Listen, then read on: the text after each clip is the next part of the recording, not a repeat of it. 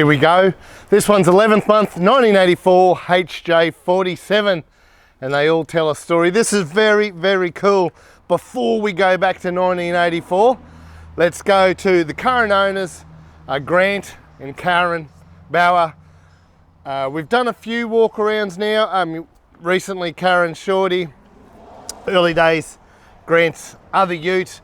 There's probably 2 more walk-arounds I can do from the Bauer family yet, but today we've got Grant's white HJ47 in. Now Grant is a truck driver and he's out all over Australia, but he's at Camilla in Queensland here. He stopped at a roadhouse, saw this and met the owner, and he started chatting to the owner. Now this one family owner owned it over 30 years. Casey owned it for over 30 years, but it was in the family the whole time.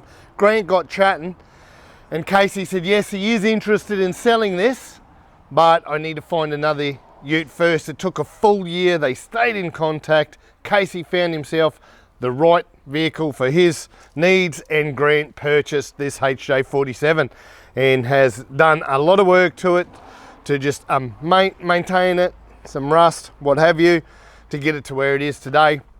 So much so that I've got to say this one's about to do the long drive for the drought. It's about to do that, then the add-on package that a few of us are doing across the desert, Uluru.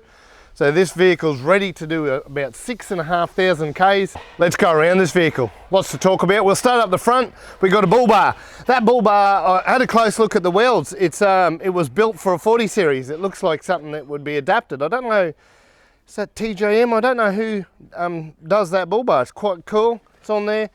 Got some LED lights, the aerial, and Grant's a trucker. He's got to have the bug deflector up the bonnet to give it a look.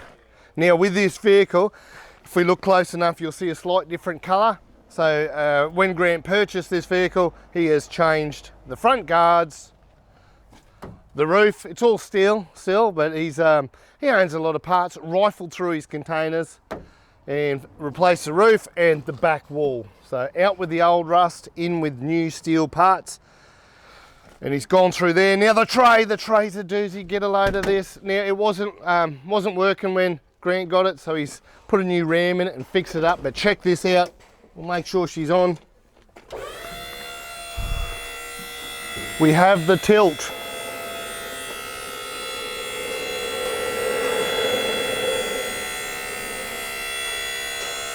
Ain't that a bloody bottler? So that's been there before Grant bought it as well. I can inspect the chassis. She's looking pretty rust free in there. Very, very cool. Something you don't see too often at all, the old tipper.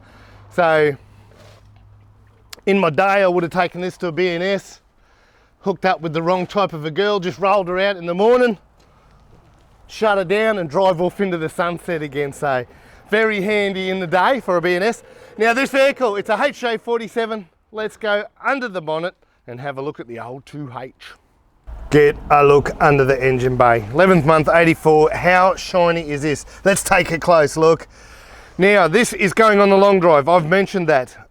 To have a car that's 40-year-old do nearly 7,000 Ks, you've got to maintain the bloody thing. We don't want to be doing too much work on the drive.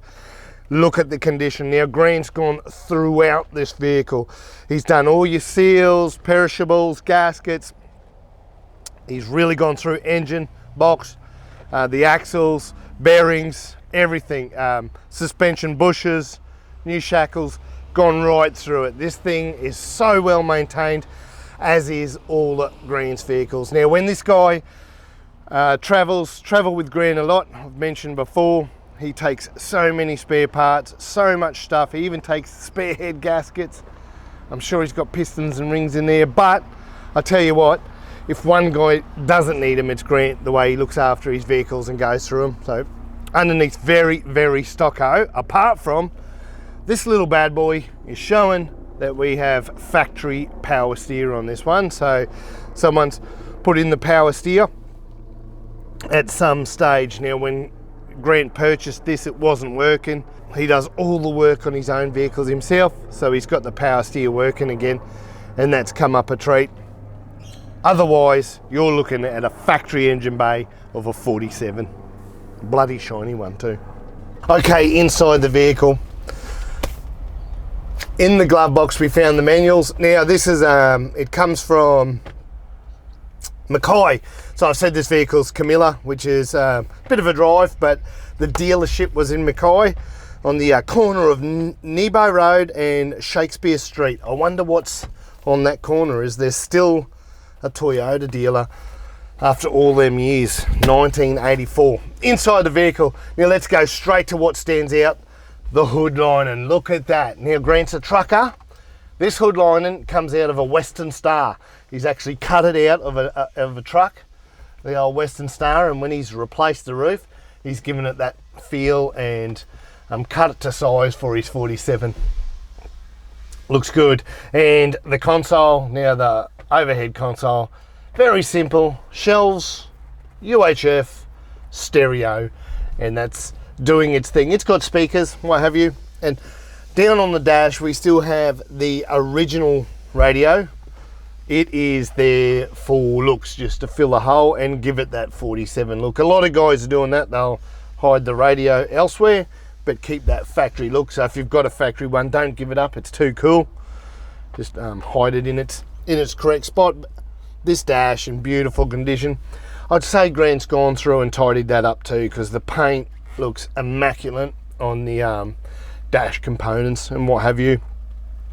The floor has still got the original Toyota floor mat, and it's got the HJ47 seats. Now these seats, Grant's got a lot of toys and bits and pieces and containers full of crap, so he actually grabbed these seats off of another vehicle because the ones he had were shagged, but he's kept it as a 47. And you see, I've mentioned it before, my favourite seat, because look how much room's in here.